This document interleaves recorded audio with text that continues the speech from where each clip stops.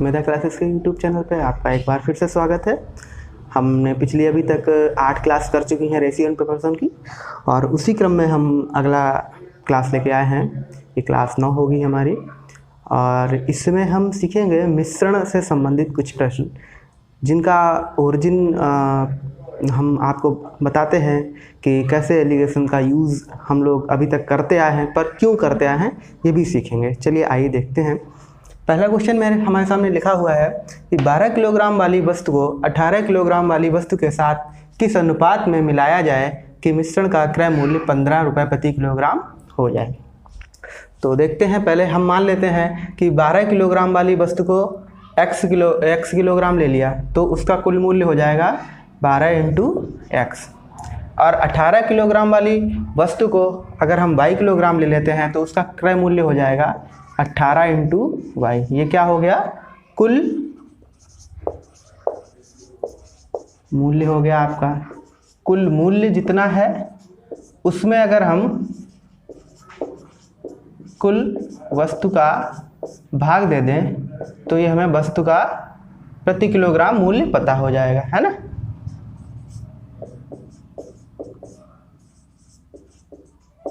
जैसे 100 रुपए की हम कोई वस्तु खरीदते हैं और 25 किलो वस्तु है, तो उसका रेट हमें निकालने के लिए क्या करना पड़ेगा?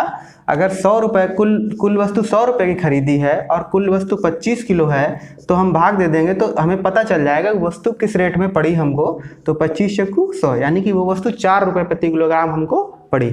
उसी तरीके से अगर हम यहाँ पे देखें, 12 रुपये किलोग्राम वाली वस्तु को अगर हम x किलोग्राम खरीदते हैं तो 12x पड़ेगा रुपये कुल मूल्य, और 18 रुपये प्रति किलोग्राम वाली वस्तु को अगर हम y किलोग्राम खरीदें तो कुल मूल्य पड़ गया 18y।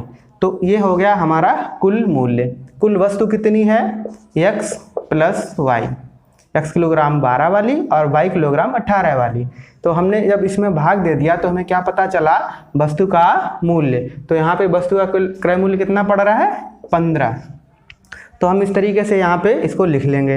अब क्या करेंगे? क्रॉस प्रोडक्ट करेंगे, इसका इधर गुणा करेंगे, इधर रहेगा 12x + 18y बराबर 15x। यहाँ पे प्लस हो जाएगा तो इधर आके ये माइनस हो जाएगा, और ये 15x है, उधर जाके माइनस का 12x हो जाएगा। यहाँ घटाएंगे तो आएगा 3y, और यहाँ घटाएंगे तो आएगा 15 में से 2 जाएगा तो 12 जाएगा, तो ये भी 3x। तो हम कह पाएंगे यहाँ से x बटे y को इधर ले आते हैं, 3 को इधर ले आएंगे, 3/3, यानी कि आपका आ जाएगा 1:1। यानी x और y आपको यहाँ पे क्या लेना है? बराबर मात्राओं में लेना है। अब इसी को हम क्रॉस प्रोडक्ट मेथड में कैसे यूज करते हैं, एलिगेशन कैसे यूज करते हैं वो देखते हैं। अगर हम 12 किलोग्राम वाली वस्तु लें और दूसरी 18 किलोग्राम वाली वस्तु लेते हैं, और किस रेट में पड़ी हमको?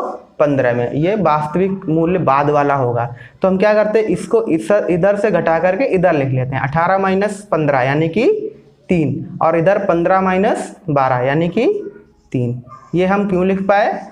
क्योंकि ये यहीं से बना हुआ है। ठीक है, आप देख पा रहे होंगे कि हमने 18 से 15 घटाया तो 3 आया। y के साथ 12 ये x मान रखा है और ये y मान रखा है, तो इससे घटा करके हमने क्या लिखा? इधर वो किसके सामने आ गया? x के सामने। तो ये देखो x के सामने आ गया, और जब हम इससे इसको घटाएंगे तो ये y के सामने आ जाएगा। ठीक है, हमने किसको किसके साथ घटाया? जो वर्तमान वस्तु है, वस्तु मूल्य है, उसको हमने किसके साथ घटाया? x वाले के साथ में। तो आप देखेंगे वर्तमान वाले को हमने x वाले के साथ में जब घटाया, ठीक है, ये 3x आया, तो ये वास्तव में किसके सामने आ जाएगा? बाद में y के सामने आ जाएगा। तो ये देखिए y के सामने आ जाएगा। ठीक है, तो ये x अनुपात y हमने क्या निकाल पाया? 3:3। तो इसको पूरे मेथड को हम इस 2 शब्द में समझ पाए। अगले क्वेश्चन पे आते हैं। एक 25 रुपये प्रति किलोग्राम वाली वस्तु में 20 रुपये प्रति किलोग्राम वाली वस्तु को किस अनुपात में मिलाया जाए कि मिश्रण का मूल्य 22 किलोग्राम हो जाए। चलिए इसको हम डायरेक्ट यूज करते हैं। 25 किलोग्राम 25 रुपये प्रति किलोग्राम वाली वस्तु थी, और दूसरी 20 किलोग्राम वाली वस्तु थी, और मिश्रण का मूल्य क्या पड़ जाए? 22 रुपये प्रति किलोग्राम पड़ जाए। हमने क्या बताया? जो वास्तव में अंतिम मूल्य है उसका अंतर इधर लिखेंगे। तो 20 और 22 का अंतर कितना आया? 2, और 25 और 22 का अंतर कितना आया?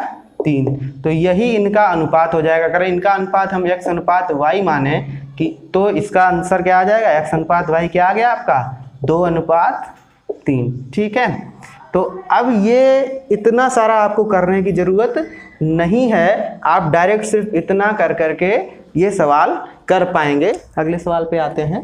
10 रुपये प्रति किलोग्राम की वस्तु को 16 रुपये प्रति किलोग्राम वाली वस्तु के साथ किस अनुपात में मिलाकर 18 रुपये प्रति किलोग्राम की दर से बेचा जाए कि 20% का लाभ हो। अब ये लाभ वाला टर्म अगर आपने नहीं पढ़ा है तो आप समझ लीजिए कि लाभ कब होता है, जब वस्तु को कम पे खरीद करके ज़्यादा की बेचते हैं। ठीक है, तो उसने बोला है कि 20% का लाभ हो, यानी कि आप अगर 100 की वस्तु खरीदते हैं तो आप 120 की बेचेंगे। प्रतिशत का मतलब होता है 100 पे जितना लाभ होता है। ठीक है, अगर हम इसको अनुपात में देखें, यानी कि अगर हम इसको काट पाएँ तो 20 पंचे 100 और 20 छंगा 120, यानी 5 की वस्तु खरीद करके अगर 6 की बेच रहे हैं तो कहा जाएगा कि 20% का लाभ है। ठीक है, तो यहाँ पे बोला कि 18 रुपये में बेचने पर 20% का लाभ होता है, यानी कि जब लाभ पर बेच रहे हैं तब कितने में बेच रहे हैं, 18 रुपये में। तो आपको वास्तविक मूल्य कितना पड़ेगा, तो यानी कि 6 की वैल्यू 18 दी गई है तो 1 की वैल्यू हो जाएगी 3 और 5 की वैल्यू, 1 की वैल्यू 3 है तो 5 की वैल्यू कितनी हो जाएगी, 5 में गुणा 3 यानी कि 15। इस हिसाब से आपको वस्तु का क्रय मूल्य पड़ा होगा 15 रुपये में, तब आप 18 में बेचने पर 20% का लाभ कमा पा रहे होंगे। तो यहाँ पे आपको देखा 10 वाली वस्तु है और 16 वाली वस्तु है, तो हमें क्या रखना है, कुछ वस्तु 10 वाली है, कुछ वस्तु 16 वाली है और रेट आपको क्या पड़ा है, 15 वाला। ठीक है, किस अनुपात में मिलाना है, तो आप देखेंगे इसका अंतर इधर लिख देंगे, यानी कि 16 - 15 1 और यहाँ से 15 - 10 कितना आएगा, 5। ठीक है, 15 - 10 कितना आएगा, 5। तो यानी वस्तु को अगर हम 1:5 के अनुपात में मिला करके और हम बेचते हैं तो 18 रुपये में जब हम बेचेंगे तो हमको 20% का लाभ होगा। ठीक है, अगले सवाल पे आते हैं। 25 रुपये प्रति किलोग्राम और 30 रुपये प्रति किलोग्राम वाली दो वस्तु किस अनुपात में मिलाकर 21 रुपये प्रति किलोग्राम की दर से बेची जाए कि 25% की हानि हो। 25% हानि का मतलब क्या हो गया, 100 की खरीदने पर और जब आप बेचते हैं तो 25 रुपये का आपको नुकसान होता है, हानि होती है, यानी कितने में बेचेंगे आप, 75 में। अगर हम इसको अनुपात में देखें तो 25 चक्कू 100 और 25 दिया 75, 4:3, यानी 4 की खरीद कर 3 की बेचते हैं कोई वस्तु तो कहा जाएगा कि 25% की हानि हो रही है। तो हम क्या करेंगे, जब हानि हो रही है तब कितने में बेच रहे हो आप, 21 रुपये में। 3 एकम 3, 3 सत्ते 21, यानी 1 की वैल्यू कितनी हो गई, 7। तो खरीद कितने में पड़ी होगी, 4 में, तो 4 में गुणे 7, यानी कि रेट आपको किस में पड़ी होगी वस्तु, 28 रुपये में। 28 की खरीद करके 21 की बेचेंगे तो आपको 25% की हानि होगी। तो बस अब हम आ जाएंगे, 25 वाली कोई वस्तु थी और 30 वाली वस्तु थी कोई, और पड़ी कितने में हमको, 28 में।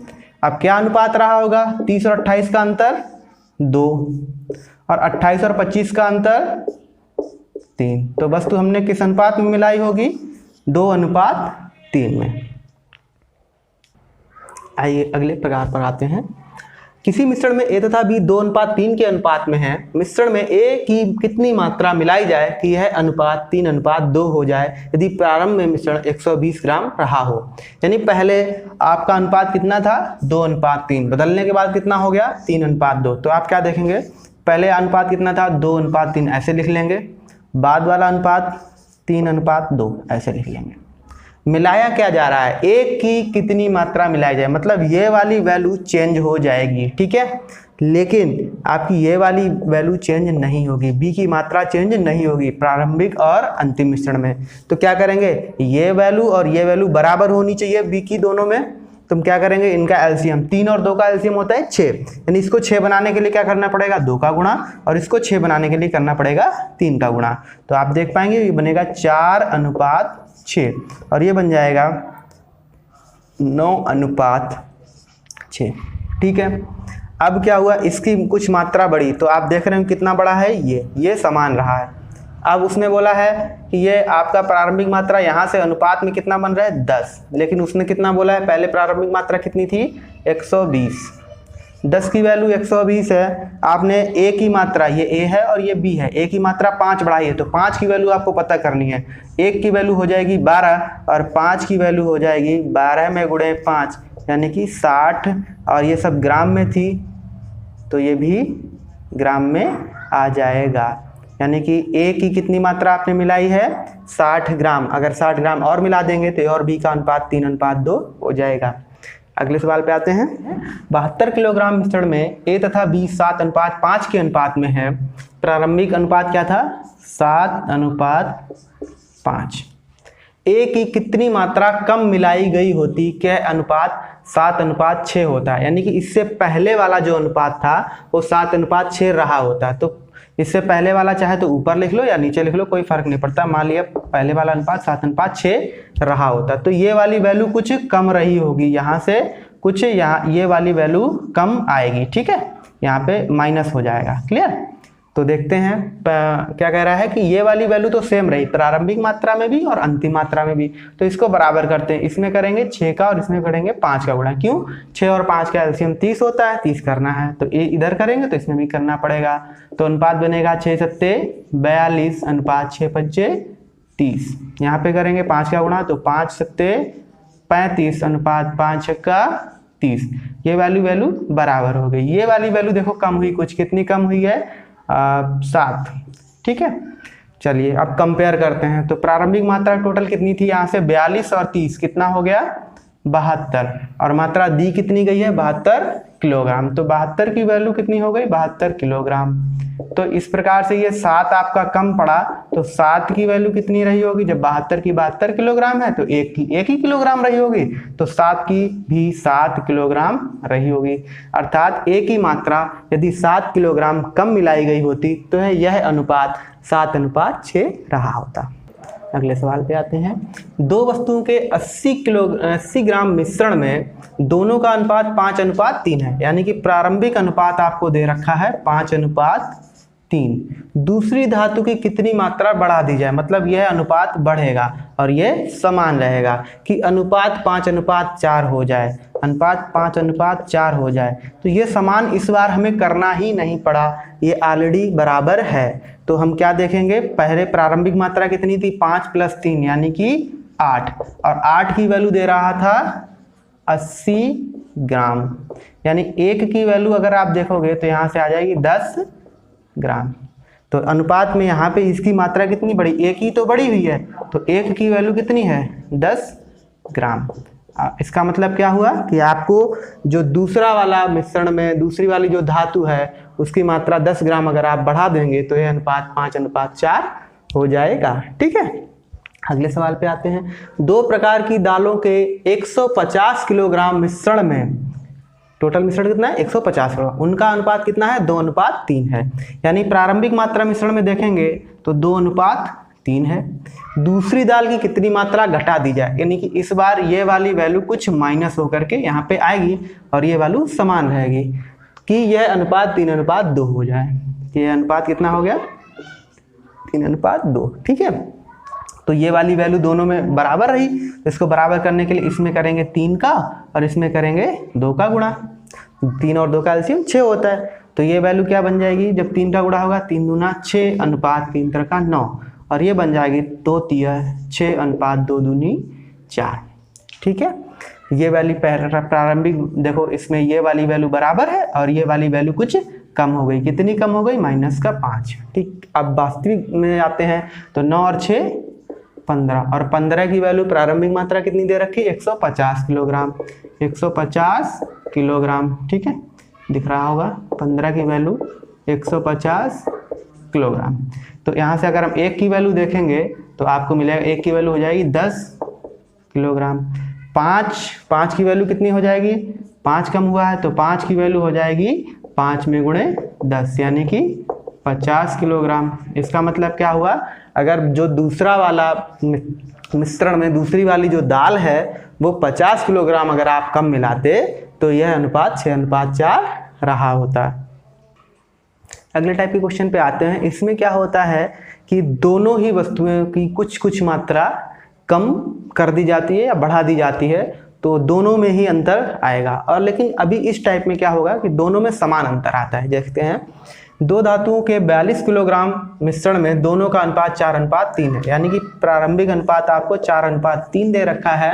यदि दोनों धातुएं x किलोग्राम कम मिलाई गई होती, मतलब ये भी कुछ कम होती x और ये भी x कम होती, तो यह अनुपात 7:5 होता। ठीक है, इस बार आपको कुछ बराबर नहीं करना है, दोनों में ही अंतर बराबर करना है। ठीक है, तो क्या करते हैं, जब अंतर बराबर होता है तो अंतर बराबर करने के लिए पहले तो हम ऐसे ही देख लेते हैं डायरेक्ट। इसका अंतर कितना है, 3 है, और इसका अंतर 2 है, ये बराबर नहीं है। ठीक है, अब क्या करेंगे, जब बराबर नहीं है तो बराबर बनाते हैं। किस प्रकार बनाते हैं, बराबर बनाने का तरीका ये है, इनके बीच का अंतर कितना है, 2, और इनके बीच का अंतर कितना है, 1। तो जो इधर लिखा है, जो अंतर इधर है, उसका इसमें गुणा करेंगे, यानी इस अनुपात में 1 का गुणा करेंगे तो कोई फर्क नहीं आएगा। इस अनुपात में अगर हम 2 का गुणा करेंगे तो ये अनुपात बन जाएगा 8:6, और ये रहेगा आपका 7:5। अब आप चेक करिए, क्या अंतर बराबर है 1 का, और ये क्या 1 का। ठीक है, अब क्या हो रहा है, प्रारंभिक मात्रा इसने दे रखी थी 8 और 6 14, और वास्तविक कितनी है 42 किलोग्राम। 14 की वैल्यू है आपके पास 42 किलोग्राम, तो 1 की वैल्यू यहाँ से कितनी हो जाएगी, 3 किलोग्राम। अब आप देख पा रहे हैं अंतर कितना है, 1, यानी कि दोनों ही 1-1 कम हो रहे हैं, यानी कि 1 की वैल्यू कितनी है, 1 की वैल्यू है 3 किलोग्राम। इसका मतलब यह है कि दोनों ही धातुएं अगर 3-3 किलोग्राम कम डाली गई होती मिश्रण में, तो इनका अनुपात क्या रहा होता, जो पूछा गया, यानी 7:5 रहा होता। ठीक है, अगले सवाल पे आते हैं। 2 प्रकार की दालों के 50 किलोग्राम मिश्रण में उनका अनुपात कितना था, प्रारंभिक अनुपात 2:3 था। दोनों दालों की कितनी मात्रा बढ़ा दी जाए, यानी कि अब दोनों ही में अंतर बराबर रहेगा और ज़्यादा आएगा। ठीक है, फिर क्या होगा कि यह अनुपात 5:7 हो जाए, 5:7 हो जाए। तो यहाँ पे आप देखेंगे अंतर कितना है, 3 का, और यहाँ पे कितना है अंतर, 4 का। तो ये बराबर नहीं है अंतर, तो बराबर करेंगे, यानी इसके बीच का अंतर कितना है, 2, और इसके बीच का अंतर कितना है, 1। यानी 1 का गुणा इसमें करेंगे तो इसमें नो चेंज रहेगा, यानी ये रहेगा 5:7 ही। और इसमें करेंगे जब 2 का गुणा तो ये हो जाएगा 2 दूनी 4 और 2 तिया 6। अब आप देख पा रहे हैं यहाँ भी 1 बढ़ रहा है और यहाँ भी 1 बढ़ रहा है, और प्रारंभिक मात्रा 6 और 4 10। ठीक, 10 की वैल्यू कितनी दे रखा है उसने, 50 किलोग्राम। 1 की वैल्यू कितनी हो जाएगी यहाँ से, 5 किलोग्राम। तो यहाँ पे बढ़ा कितना, 1 ही बढ़ा है, तो 1 की वैल्यू 5 किलोग्राम है आपके पास। यानी आपने क्या किया है, दोनों ही दालें 1-1 किलोग्राम अधिक मिला दी, तो ये अनुपात बदल करके 5:7 हो जाएगा। ये तो थी हमारी 9वीं क्लास थी। 8 क्लास हो चुकी है पहले ही, आप लोगों ने देखी होगी, उम्मीद करता है पसंद आई होगी, और इस क्लास को भी हमें लगता है आपका उतना ही प्यार मिलेगा।